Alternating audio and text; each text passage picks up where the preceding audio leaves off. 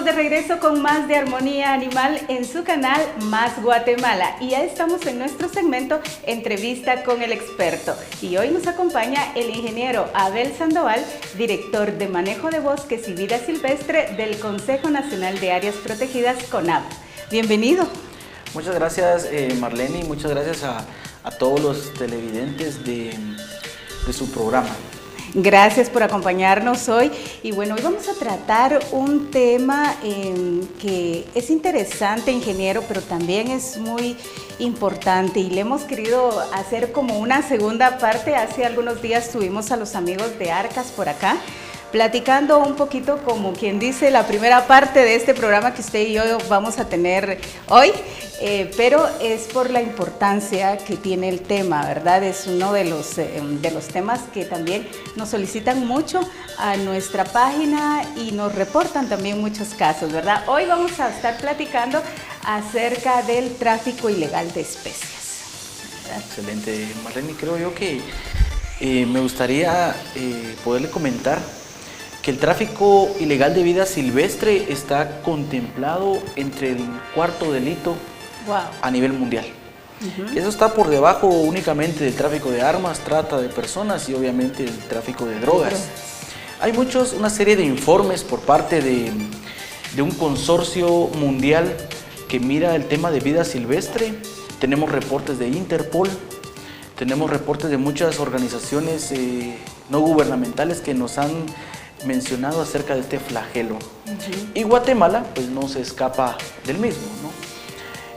Por ejemplo, aquí en Guatemala, para que tengamos una idea, en el año de un periodo, del 2014 al 2019, se hizo una sistematización de 769 casos judicializados solo para el delito de tráfico ilegal de vida silvestre. Esos, cuando le digo casos judicializados, son obviamente casos que ya tienen alguna sentencia, ¿verdad? O criterio de oportunidad y que obviamente uno pensaría que estamos hablando de un lorito o una guacamaya de forma aislada, pero en realidad estamos abordando, cuando hablamos de tráfico, estamos abordando redes precisamente que están totalmente organizadas, que están operando en el país. Y como cualquier otro flagelo dentro del país, utilizan muchas veces el territorio nacional únicamente para corredor, tomando en cuenta que la mayoría de coleccionistas de fauna silvestre están al norte de América, ya sea México o Estados Unidos. Es que es increíble, hoy queremos darle esa perspectiva a este tema, ingeniero. Mencionaba usted que se ocupa el cuarto nivel a nivel mundial. Así es. Y que Guatemala, pues es al igual que para muchos otros ilícitos, ya mencionaba usted la trata de personas, el tráfico de armas y de drogas, por supuesto, es un lugar de paso. Así es. Es un corredor. Es un corredor de la fauna silvestre comúnmente. Muchas veces es fauna silvestre de Guatemala, pero en la mayoría de casos estamos hablando que es fauna que viene de Sudamérica y que tiene compradores ya, coleccionistas y traficantes ya en México o Estados Unidos. Y eso es importante también mencionar. Nos hacía alguien en el tema pasado una pregunta que no alcanzamos a contestarle, pero que viene justamente ahora el tema, es qué fin tiene este tráfico, es decir, qué objetivo, como usted mencionaba, no se trata únicamente del lorito y de esto. Si se encuentra en el cuarto lugar y está dentro de la categoría de tráfico, para empezar es un delito, que quiero que más adelante platiquemos de eso, pero ¿qué fin tiene, digamos, este tipo de actividades ilícitas? La mayoría de estas actividades, por ejemplo, es para mascotas. Digamos, son mascotas que nosotros denominamos exóticas, que solo únicamente pueden adquirir la gente de alto valor, que tiene poder adquisitivo, ¿no? Entonces, es decir, van para colecciones privadas. Para colecciones privadas, la mayoría de los casos. Hay otros casos, por ejemplo, estudiamos, por ejemplo, el tráfico de jaguar en América Latina, que el mercado potencial es Asia, el mercado asiático, ¿verdad? Entonces, ahí se utiliza ya más por el tema medicinal. Ya se está utilizando, por ejemplo, colmillos de jaguar cráneos, de jaguar para un tema medicinal, y esto va un poco vinculado un poco a culturas asiáticas que han mencionado que tienen distintas propiedades medicinales.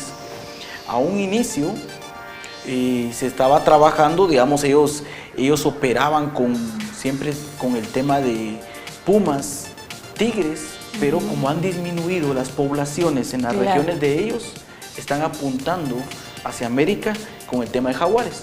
Hace 2 años, por ejemplo, hubo un gran decomiso en Sudamérica donde se decomisaron aproximadamente 45 ejemplares de jaguares, estaban ya muertos, eran taxidermias que iban para un mercado asiático.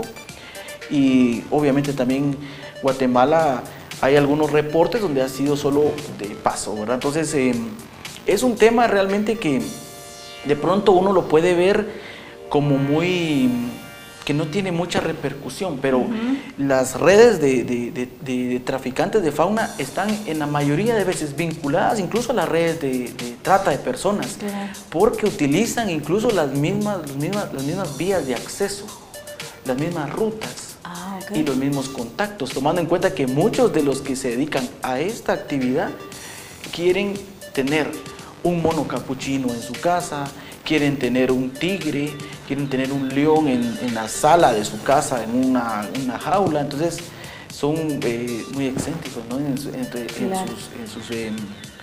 en lo que ellos demandan, ¿verdad?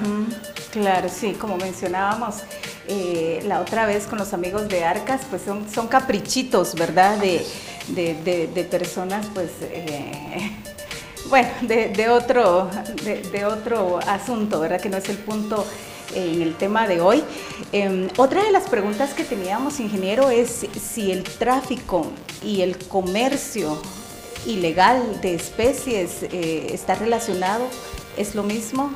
Por favor, amplíenos un poquito el tema. Muchas gracias. Yo en realidad quisiera plantearles también que en Guatemala existen empresas que están registradas, ¿verdad? Porque a veces nos han dicho si vender, por ejemplo, una guacamaya, que lo ofrecen mucho en redes sociales, o cacatúas, o especies exóticas, es decir, especies que no son nativas del país, está prohibido. Y digamos, en CONAP las personas se registran para ser reproductoras o bien comercializadoras.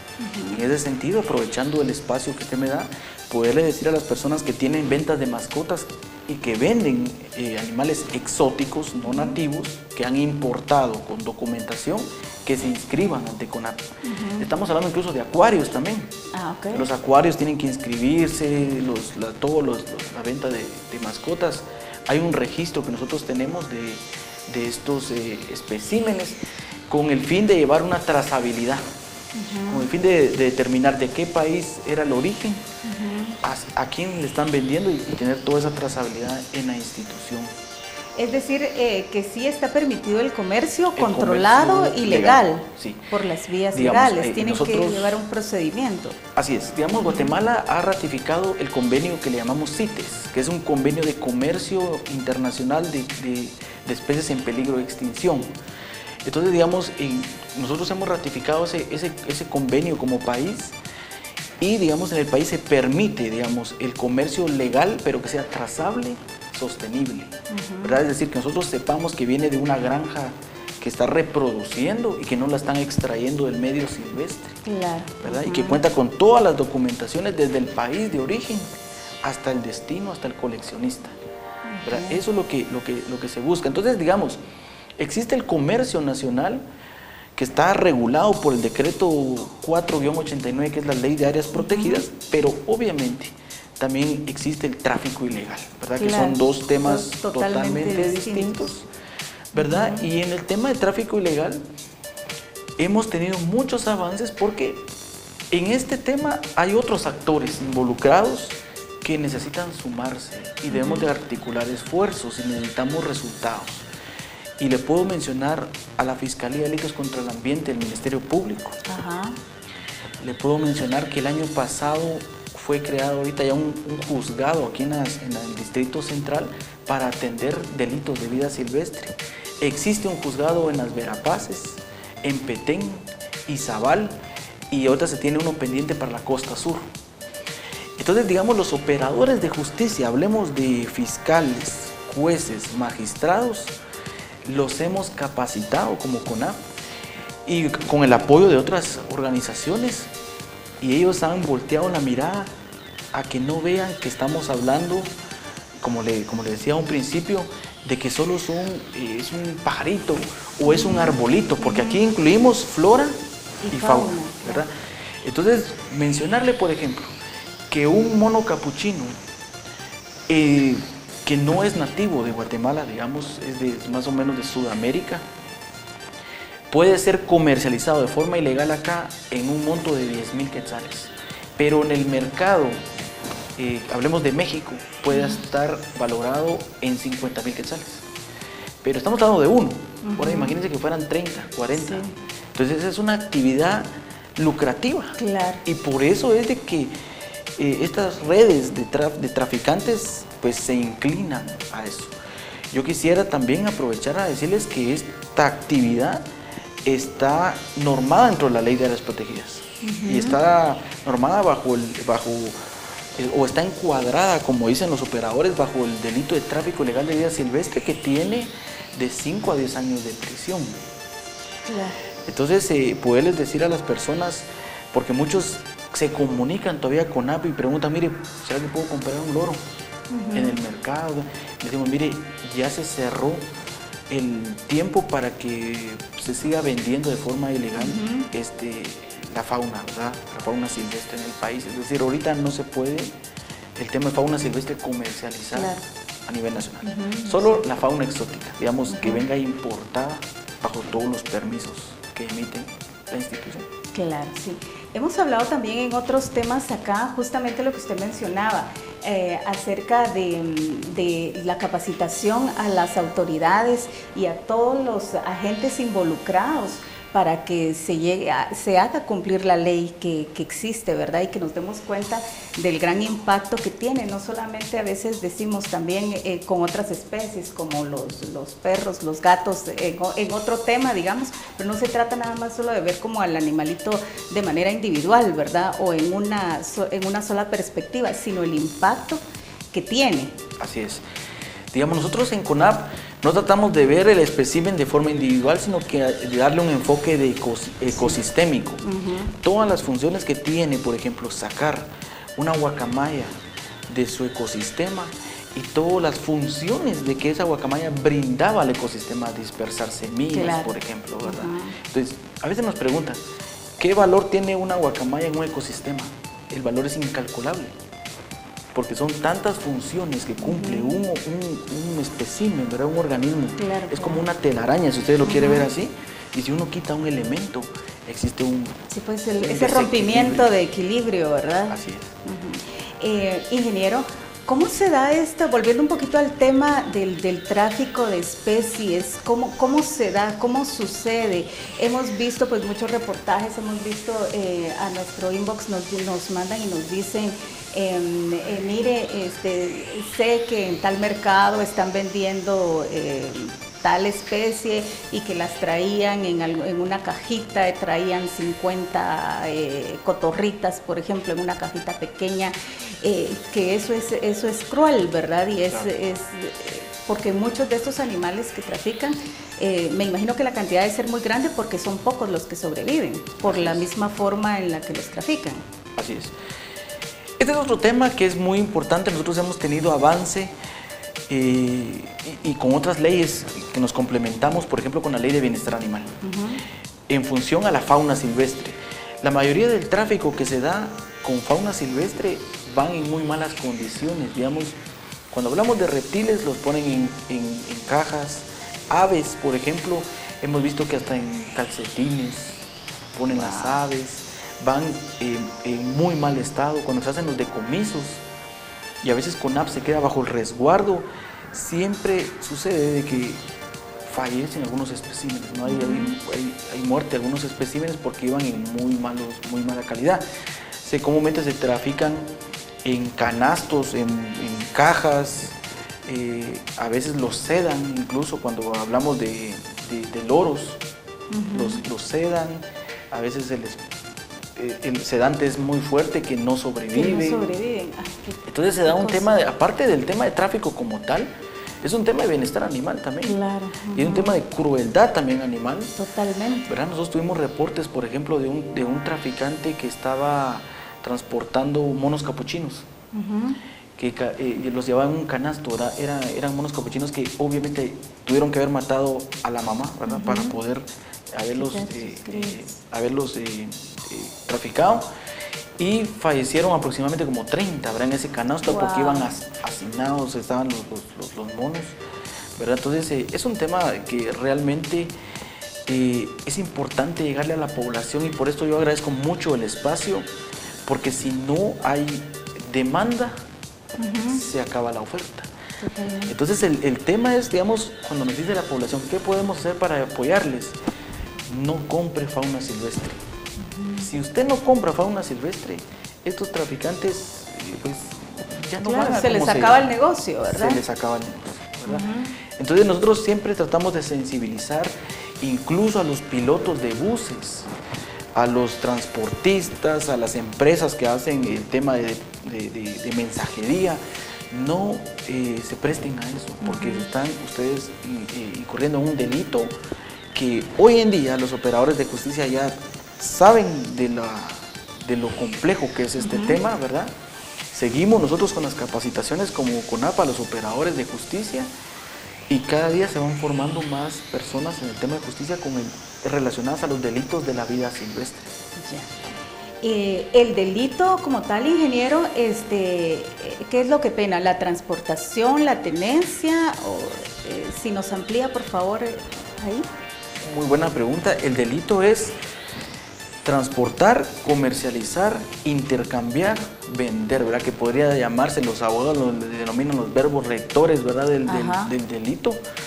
Y es en cualquiera de esas facetas, ¿verdad? Y uno lo consignan, ¿verdad? Y sí, también mencionarles que hay una policía especializada para el tema de vida silvestre, que es la División de Protección hacia la Naturaleza DIPRONA. Entonces ellos, en conjunto con CONAP, se hacen operativos de control y vigilancia en carreteras, ¿verdad?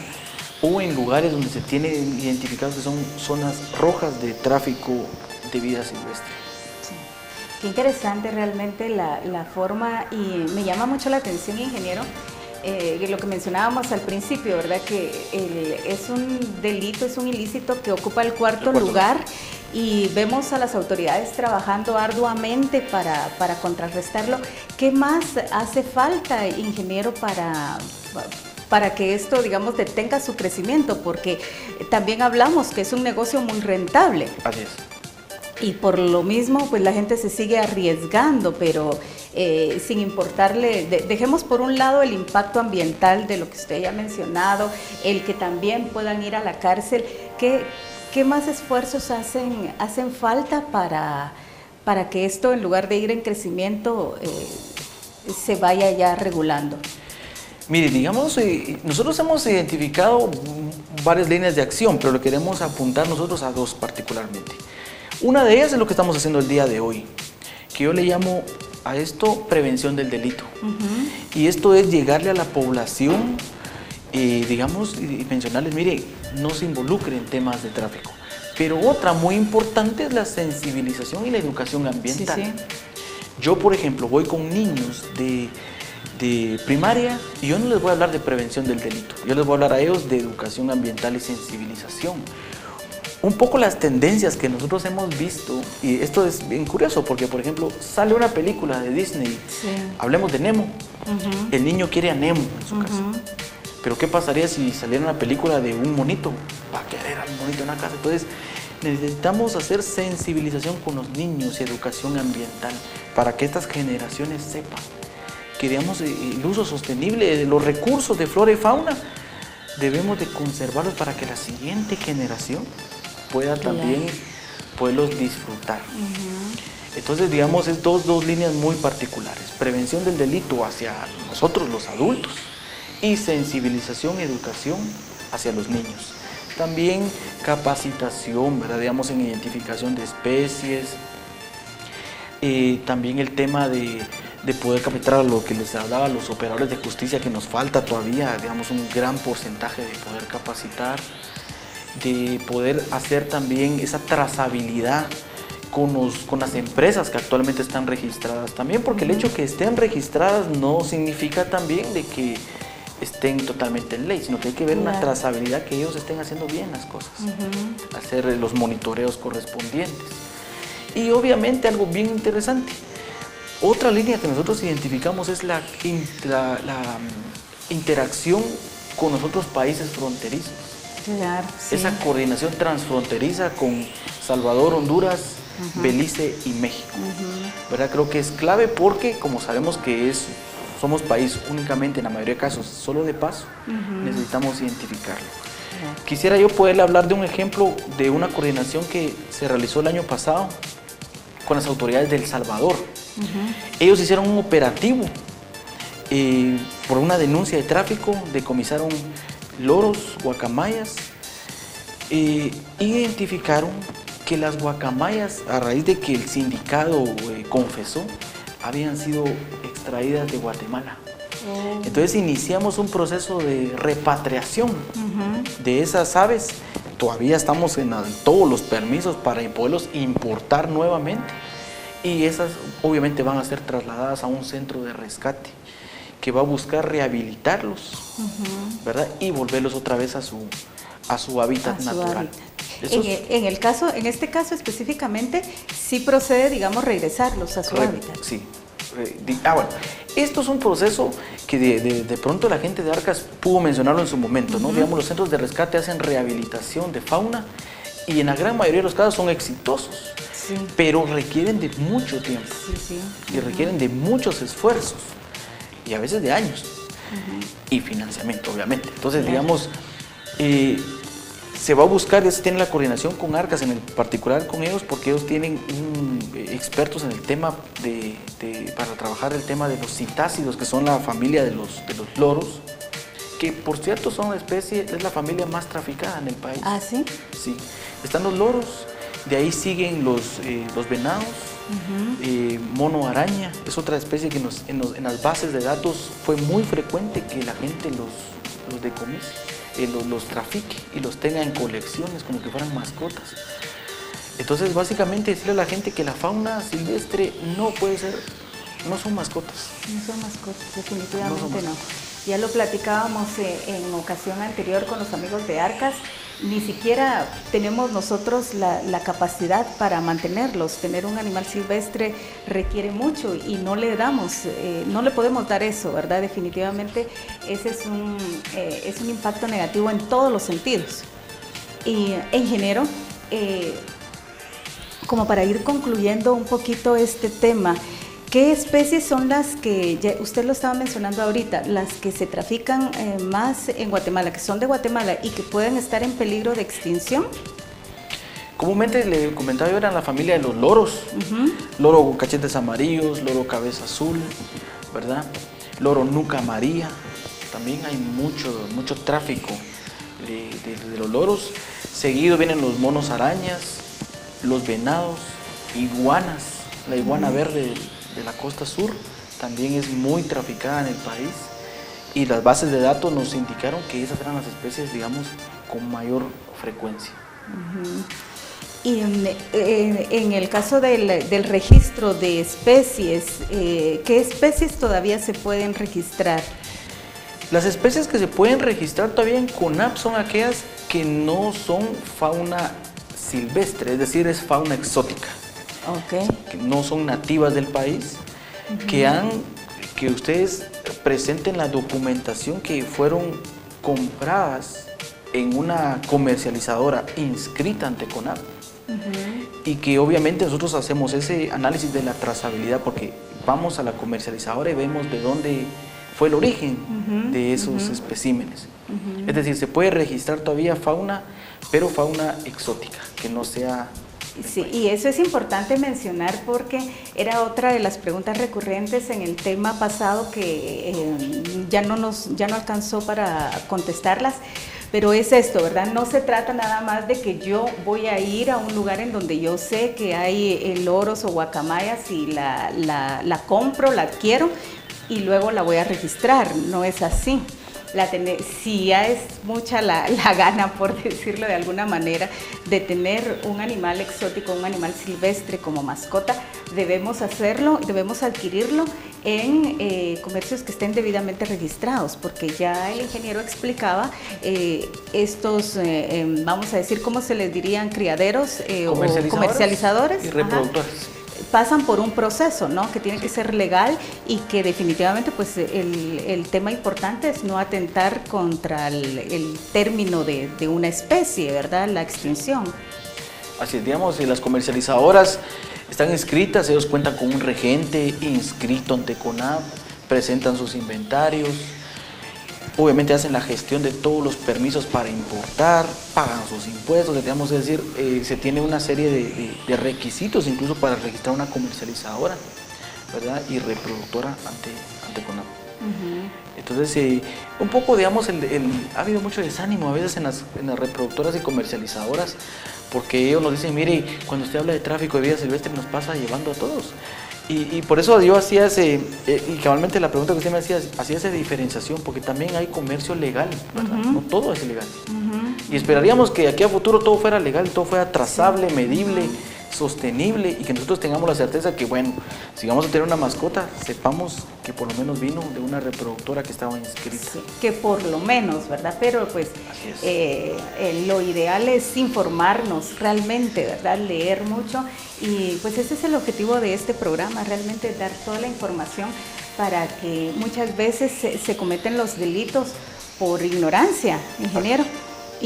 Pero una vez llegado a ese punto no hay marcha atrás, ¿verdad? No podríamos alegar que no conocemos la ley.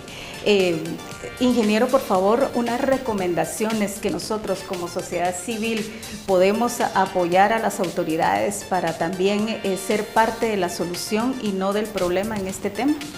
Sí, digamos, nosotros cuando hablamos del tema de recursos naturales, y siempre es la pregunta, ¿verdad?, de la sociedad, y estoy seguro que es una duda que tiene el amigo televidente, es ¿qué debo hacer? Nosotros pensamos que muchas veces nosotros tenemos que hacer mega campañas para poder ver cómo contrarrestamos esto. Pero yo sigo pensando que a través de los hábitos cotidianos y nuestros hábitos, tanto alimenticios, como el tema de no demandar especies para mascotas, como el tema de sumarse a algunas campañas que ya están establecidas de reforestaciones, de restauración, campañas incluso del tema con bienestar animal, que han hecho algunas campañas también, podemos sumarnos a ese tipo de ejercicios que ya se llevan, ¿no? El tema de limpiar playas, por ejemplo, el Ministerio de Ambiente está trabajando también este tema. Yo creo que desde las cosas, de lo poco que podemos hacer nosotros, desde nuestra vida cotidiana podemos hacer los grandes cambios. No es necesario tener una mega organización no gubernamental inscrita y poder trabajar. Yo creo que en nuestros espacios, enseñándoles a nuestros hijos a que respeten la fauna silvestre, ¿verdad? Que son recursos que están ahí, pero que hay que respetarlos, educarnos más. Si queremos ver fauna silvestre, pues bueno, también están los espacios como el zoológico, que tiene un buen manejo de esta fauna, ¿verdad? Pero educarnos también, hacer los cambios con nuestros hijos, ¿verdad? Poderles hablar, poderlos sensibilizar, ¿verdad? Creo yo que ahí podemos trabajar y podemos ser ese agente de cambio que necesita el país, ¿verdad? Y que necesitan también la vida silvestre como tal. De igual forma también acercarnos a las instituciones, si ustedes saben, por ejemplo, dónde están traficando animales, podernos brindar esa información, ¿verdad? O poder sensibilizar también, ¿verdad?, a las personas que lo hacen. Sí, lo importante entonces es despertar conciencia de qué es lo que estamos haciendo con nuestro planeta, ¿verdad? Con nuestra vida. Somos seres interrelacionales y dependemos también de esas especies, ¿verdad? Ya en ocasiones anteriores hemos hablado de la importancia incluso de las abejas, de un animal tan pequeñito, y cómo sin ellos también podría volverse nuestra vida un poquito complicada. Entonces también la cultura de denuncia es importante, porque las autoridades y nosotros respondemos mucho cuando nos hacen esa pregunta. nuestra función únicamente es redirigirlos y algunas veces se molestan porque nos dicen, es que ya llamé, es que ahí no me ponen atención, en fin, pero son las autoridades, cada tema tiene su autoridad y son ellos los encargados de recepcionar todas estas denuncias. Exactamente. Y digamos, por ejemplo, también tenemos las redes sociales, estamos como CONAP, Consejo Nacional de Áreas Protegidas en Facebook, estamos en Instagram, estamos en Twitter, y ahí pueden escribir, digamos, si tienen algún indicio que nosotros podamos realizar. Ahora le comento, cuando nosotros hemos recibido denuncias, no es de que CONAP vaya, nosotros esa denuncia que nosotros recibimos de la población, nosotros la canalizamos a través de la Fiscalía de Delitos de Medio Ambiente. Y es la Fiscalía quien después nos hace un requerimiento para acompañar la diligencia, digamos, ya sea, va a ser un allanamiento o va a ser cualquier otra diligencia que ellos, un reconocimiento, una inspección ocular, ellos ya nos piden eso. Entonces, digamos, no es de que a veces, porque a veces creen que CONAP puede decomisar, y esto sí quisiera yo dejarlo muy claro, CONAP no decomisa, porque no tenemos la facultad de decomisar. Está, digamos, la policía, o bien a dar un acompañamiento al Ministerio Público, pero sí tenemos la obligación como CONAP de darle seguimiento a las denuncias que están ingresando, y de hecho nosotros las canalizamos a la Fiscalía, tenemos muy buena comunicación con el fiscal de Ambiente y con los auxiliares fiscales, y creo que han hecho un buen trabajo. Prueba de ello es que hace 15 días se hizo el operativo en el mercado del Guarda, que nos lo habían estado pidiendo durante mucho tiempo. Sí, sabemos. Y se vienen otros operativos, obviamente por temas de seguridad e inteligencia que están trabajando ellos, no puedo mencionar qué áreas, pero sí se le va a poner interés a los mercados que hemos identificado que ahí son los lugares de acopio.